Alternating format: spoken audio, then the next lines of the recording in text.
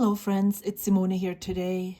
Well, like every day, it's me, but I'm here today to share my update on my planners and journals for 2024.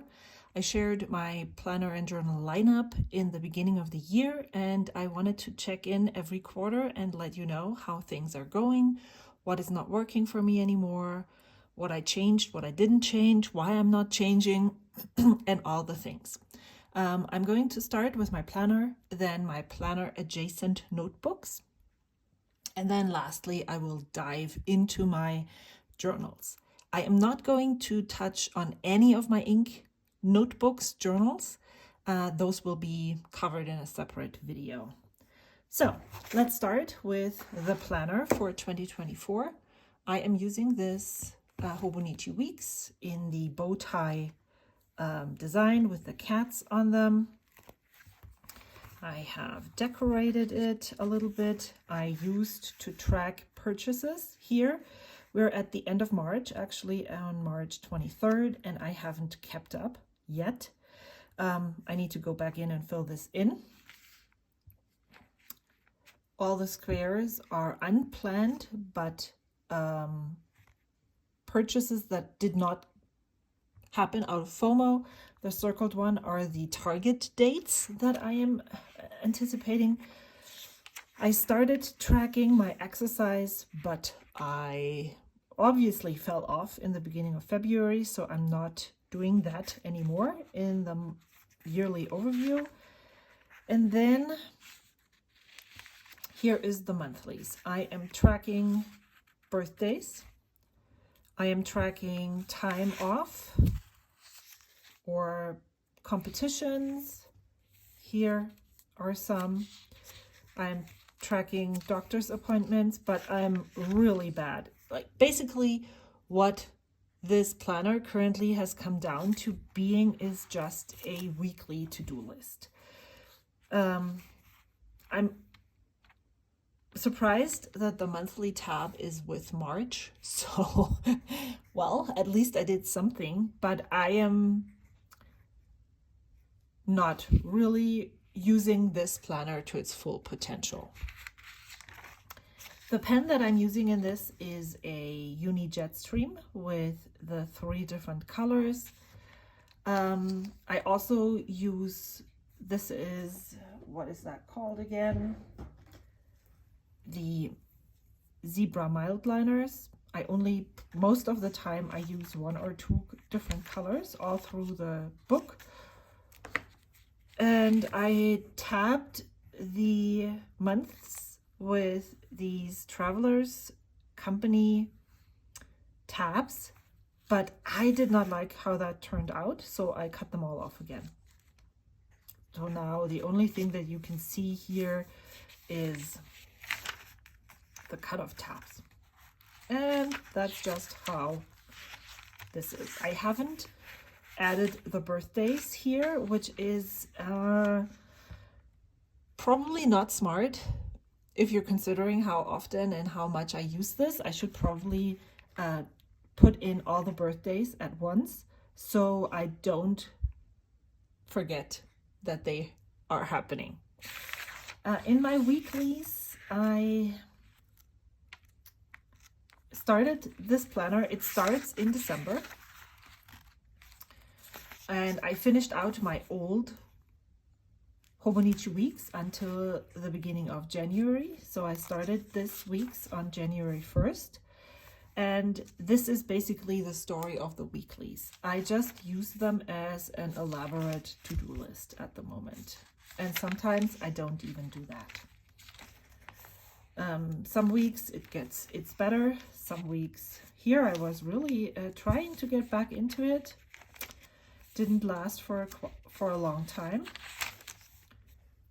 And I'm currently just okay with how this is going. I am trying to at least write down the weekly to-dos that I have or that are cluttering my brain so that I can go back to those when I need to.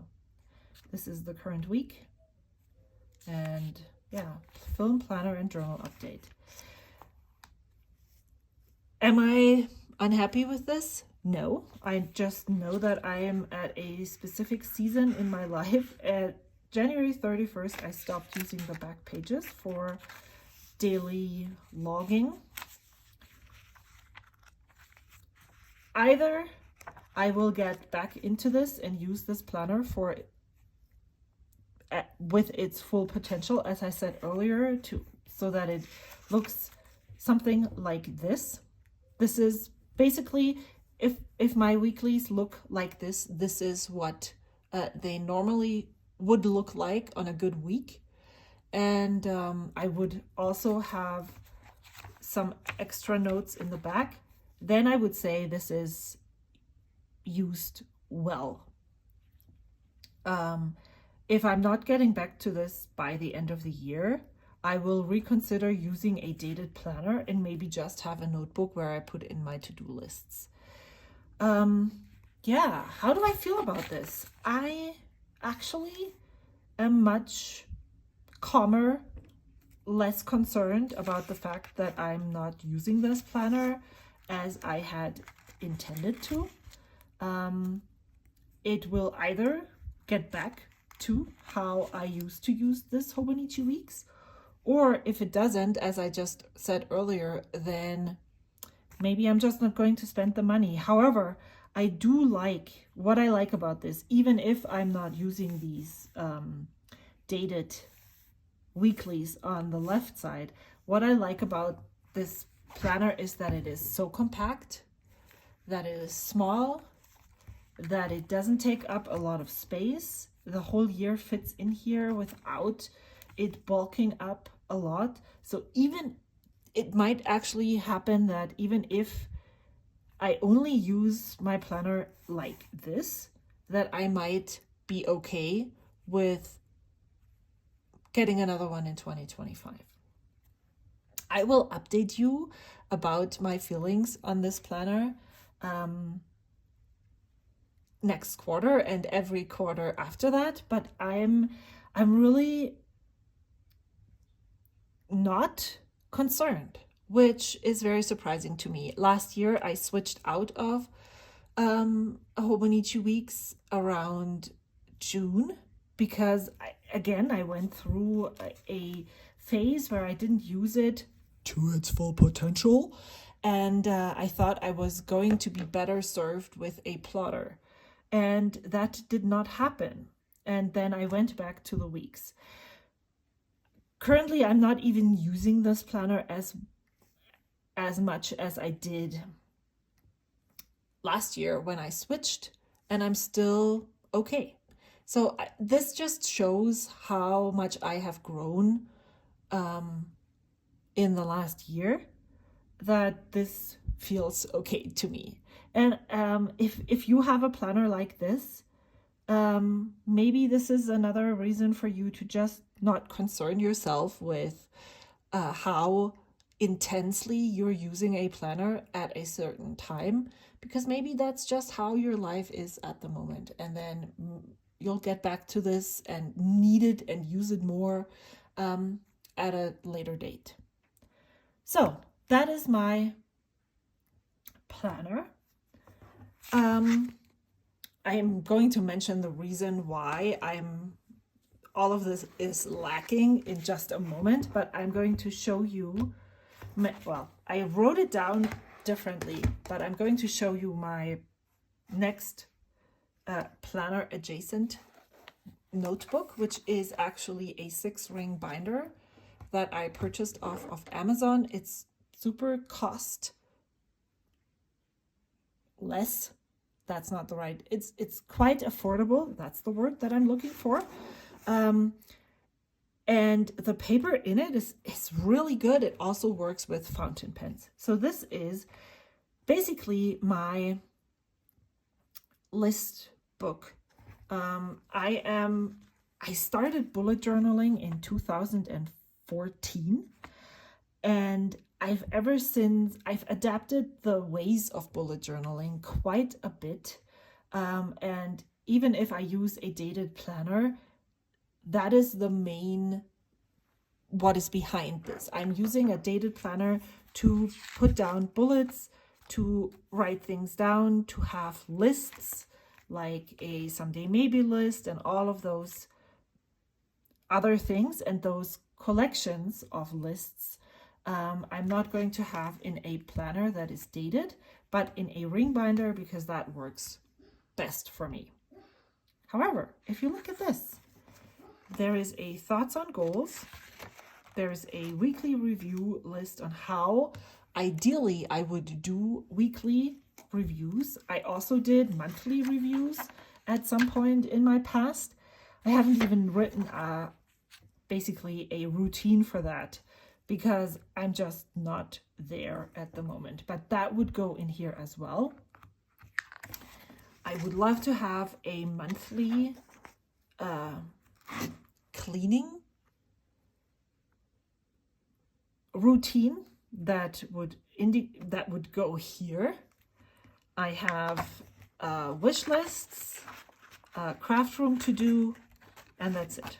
So I haven't even fully set up this binder. Here is my monthly review. If when the time comes that I have enough time in my life that I can do this, it will happen. And until then, I will use what is there. I have all the other reference lists that might be necessary tucked right here, and I can reference them. And when I need them, I can just transfer them in here and use them from there on out. And then lastly, this is basically this is the same binder, just in a different color. This is my social media binder. I don't even want to call this, because it's basically a monthly that I purchased from Paper Penguin Co., where I write down my YouTube schedule and pre-plan the things that I would like to post, and I put those on these tiny Muji tabs that fit perfectly into these days. And I basically have a board right here with ideas or repeating videos that I do every month, every quarter, every year. And I will pre-plan as much as I can. And I like that it's on sticky notes, because then when something happens, I can just easily swap things around, because YouTube isn't my job. And so if my life is just too busy, I will go swap things around as they fit. I have some notes on my ink swatches, giveaways, ideas for a video series that I haven't even started yet, a sheet for best and worst of 2024 that I want to fill throughout the year. And then I have basically video outlines of videos that are repeating throughout the year, crafty ideas, Ko-fi stuff, and notes on videos that I did last year, but maybe want to repeat in 2024 as well. Same with Inkvent. Maybe I'll do the same thing in 2024, and I just keep those notes so that I can reference them in the future. That's this. So this is not social media in the sense, here's the accompanying Instagram post, here's my Instagram schedule. I consider Instagram as, if I have a photo that I would like to share, I share it. I share the title photos of most of my YouTube videos there, but I'm really not forcing something, and I'm not in a rigorous schedule there. So why is this lacking? because on December 31st, 2023, we got a puppy. He is 5.5 months old, and getting a puppy to me is very similar to having a baby. My life most of the time is in survival mode. And so everything that is not essential to my well-being is falling off the wayside. And that's okay, because I know from experience with children that time will pass. Maybe it's shorter than with children, maybe it's longer. I have never had a puppy, so I don't know. But I will get to my planners, all of my humongous journals that I have on the side. I will get to my collection notebook and refine those when I'm not in this state anymore. And maybe that is going to be this year. Maybe it's going to be next year. I don't know. My systems work quite okay with how I am using them at the moment, even if not everything is 100% complete, set up, and, as I said, hashed out to the T. It still works. I'm sharing a planner with my family, a digital planner, Google Calendar, and all of the important appointments, everything that needs to get done, all the things are in there. And so this planner is just a visual representation in analog for the things that are on my computer. So the only thing that I don't have on my computer actually are these to-do lists. And so that's basically what this is working for me or doing for me right now, filling that to-do list void. Everything else I can actually find online. And so there's no need to spend time that I have very, very little of on filling in a planner when I could do something that fills my cup more. Okay, now, Happy Mail log. I used or set up and chose these planners and notebooks before I knew I was going to get a puppy. And so maybe if I had known before, I would have chosen things differently, or maybe if I had gotten the puppy in October, I would have already known that some of the things that I was wanting to do wouldn't happen or wouldn't be sustainable. But I'm taking these things as they go. This is my Happy Mail log. I was inspired to use a week's by my friend Lorelei over on Handmade by Lorelei. And what I'm doing here is I am logging incoming and outgoing mail. In is blue, out is black, and I think I swapped it around somewhere. Oh wow, we have a cat as usual. Can you move your butt? Okay. And sometimes people include some ephemera, or I take it off the envelope and then I stick it in right there. And I really enjoy how that works for me. Some weeks look like this.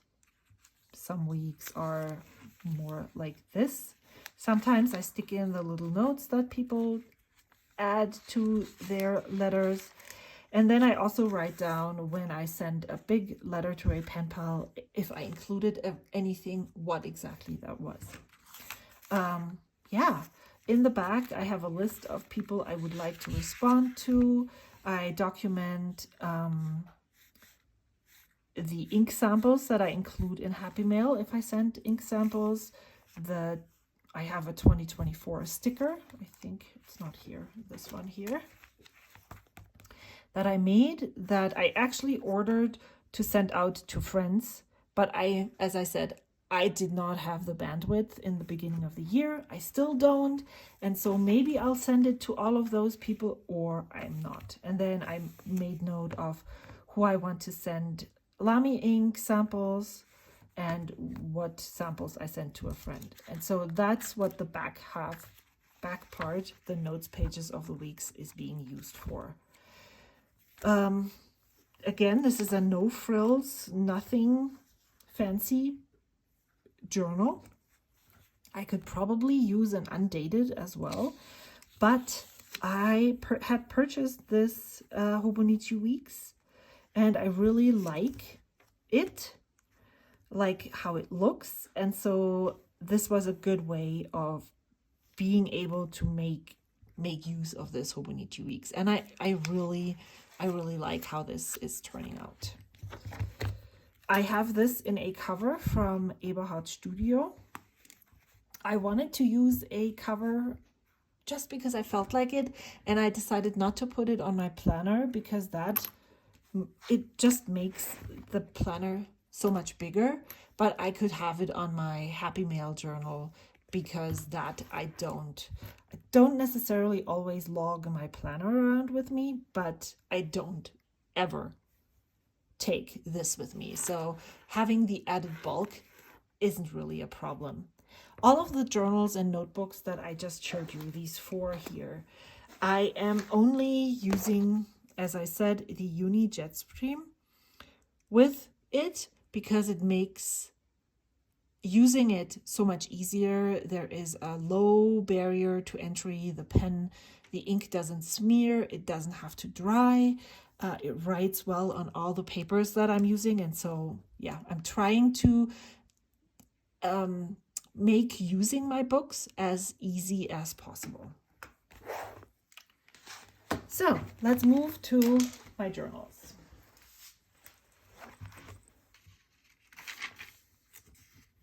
I have currently, I don't even know, there's 2 in here, 3, 4, 5 books. They look like this. And I have my memory keeping journals in this Sojourner Trifold Standard Traveler's Notebook. And the journals that I'm using are from Sterling Ink. This one is the N1 in Monthly. And this one is the N1 Vertical Part 1. Yeah, so this is my weekly memory keeping journal. I am stickering this. I'm thinking of adding this right here. Maybe I should do this right now so I don't overthink it.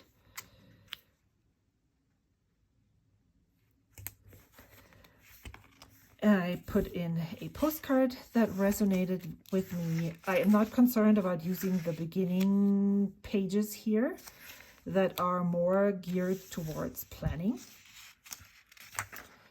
And then I'm just using the weekly spreads. And what I do here is memory keep, creative journaling in a weekly format.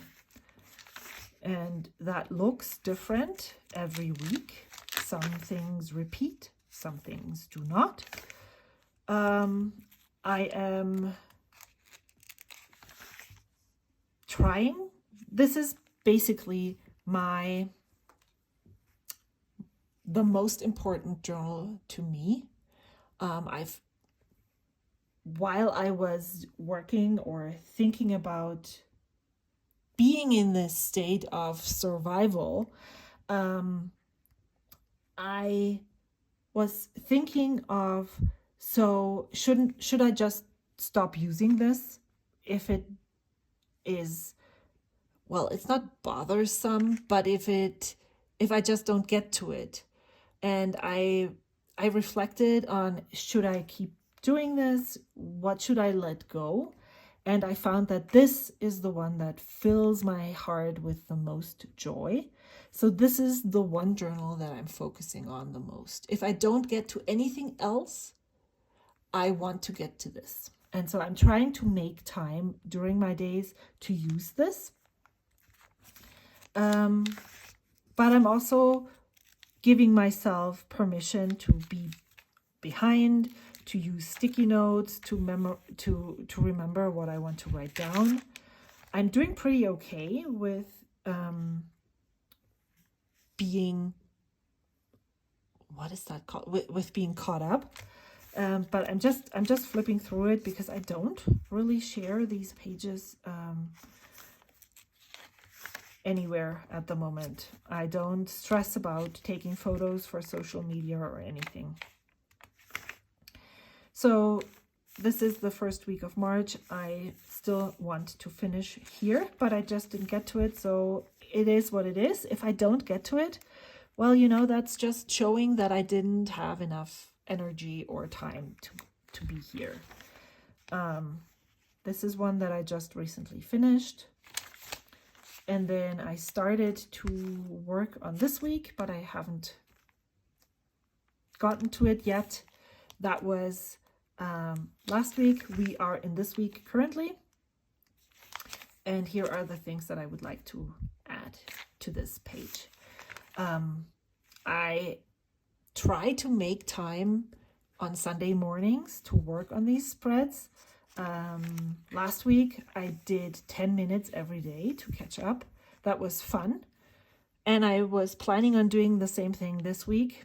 I just didn't work out that way. And so again, trying to give myself a lot of grace and just go with what works. Yeah, so what I'm using in here is all the black that you see is from this pen. This is a TWSBI Mini, Diamond Mini, I think it is called. And this is a specialty grind by Kirk Spear. This is a reverse architect. It has a really very extra fine tip on the right side. And if you turn it around to the reverse, it is an architect nib. Oopsie. And this is basically how it writes when it's reverse. And then I also use my water brush and watercolors in here. And I've started using some of my fountain pens that I have inked for every month for some maybe titles, or I use any pen that I have in my stash that I think I want to use. I'm very open and free in this. Nothing has to look the same. It's a way of expressing myself creatively in a very small, contained format, so I don't get overwhelmed. And even if I'm missing out, or if I'm not caught up, then I don't have maybe 10 or 11 empty pages. It's just one. The other journal that I do is this one. This is, I don't even know what I called this, Small Things Journal, Daily Snippets. I started this in December, and I would write down one thing every day that was a small good thing that happened. And I have to say that I'm struggling a lot with this to keep up, because often I tried to put it next to my bed when I go to bed at night, but that didn't really happen a lot. Currently, I'm 1 week behind of filling in, and something that I didn't want to do is use these as prompts for the journal that I use in here. But because I have basically a baby brain, I sometimes can't even remember what I did the day before. And so basically backtracking a week is just, all of this just melts together and is a big blur. And yeah, I'm not sure that I want to let go of this just yet, but it might have to be. Or I need to figure out what routine I can attach this to so that I am getting to this on a daily basis. I haven't found that routine just yet. Going to my bed routine, my going to bed routine isn't it. Maybe I need to do it in the morning when I have breakfast. That is something that I just thought about when I was taking the notes for this. Maybe this would be a early morning breakfast thing. And I need to figure that out still, if that is going to work. Long form journaling. This is where I used to use most of my fountain pens last year. The first thing that I would like to say, I am currently on my third notebook this year. And that is not because I finished them. It's because at some point while I was using them, I felt like I wasn't enjoying them anymore. And so this one was a huge one that was really big, tons of pages. It uses OK Fool's paper, which is a really smooth and nice paper to use with fountain pens. But I just didn't feel it. And so I cut it down. Then I went to the super lightweight paper from Traveler's Company. This was one of the B-sides and rarities. And this was a total flop as well. I did not enjoy using this at all. So I decided, I was considering going back to Tomoe River paper because that's a paper that I always enjoy using. But then I do have quite a lot of these regular Traveler's Company inserts. This one is cream paper. And I did writing samples on one of the papers here. Let me see if I can find it. Of all of the pens that I had inked. And I really enjoyed how they wrote. And so I decided to move into this. I liked the tiny bit of tooth that is with this paper, and I still do. However, I started this on February 20th. My last entry was on March 6th, and I have like 4 entries in here. So this is one of those journals that is here waiting for me when I have the time and the inclination to use it, but that is not really being used at the moment. It feels weird because I'm not using my fountain pens as much. I'm using them for letter writing. So I've been doing that occasionally, but yeah, I'm a little bummed about this, but also I just noticed that even if I'm putting in my deepest thoughts, the one journal that really fills my cup is this one. And so I'm focusing all of my energy on it. Whenever I have more time and I want to use this, it is here for me, and I can use it anytime I want to. A very surprising journal. Oh, I wanted to say about my long form journal is that I sometimes, when I wrote these entries, I sometimes realize that I don't even have the brain space to make sense on paper. Sometimes I start a sentence and finish it with a completely different thought. They don't make sense. And that was quite off-putting, that I just wasn't even able to form cohesive thoughts that I wanted to put on paper. And so I decided, you know what? This is not necessary to feel whole. Currently, sleep is just so much more important to me. And so that's where I fill my cup, get my energy.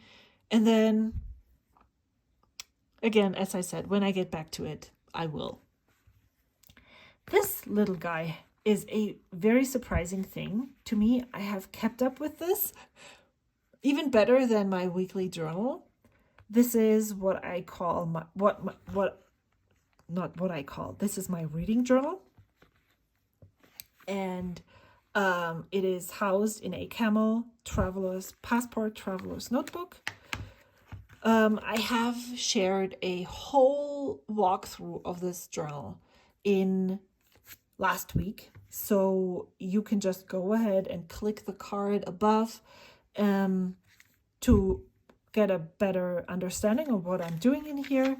But this is a list of the books that I've read this year, and I just document the books. I am currently a completely audiobook listener. I do not read physical or Kindle books. Not because I don't want to, just because I don't have the time. Again, I don't have that time right now. I'm almost exclusively listening to books while at work or when I'm outside walking the dog. And I write down the title, the author, where I listened to it, for how I consumed it, which is a little bit redundant because, as I said, I'm exclusively listening to audiobooks, who recommended the book to me, and a sentence about the book. Yeah, that's it. This is pretty much up to date. I just need to add in the book that I read this week. And then the last book that I have here is my junk journal.